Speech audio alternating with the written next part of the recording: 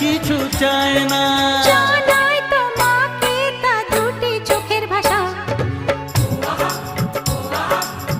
এই তো ভালোবাসা।